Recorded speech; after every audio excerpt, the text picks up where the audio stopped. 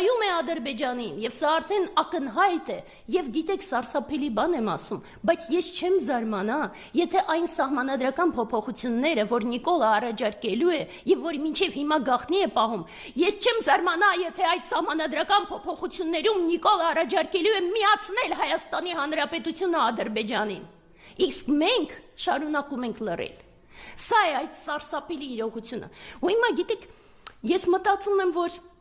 կարելի է տարբեր բաներ ասել, կարելի է մտածել, թե ինչ է կատարվում, բայց ինձ ասում են գույները խտացնում եք, իհարկե վատ է վիճակը, բայց դուք չափազանց խտացնում եք գույները։ Մենք չենք կարող չափազանցնել, մենք չենք կարող խտացնել գույները։ Ինչու, որովհետև նրանց չարիքը մենք չենք կարող պատկերացնել անգամ մեր ընկալմամբ։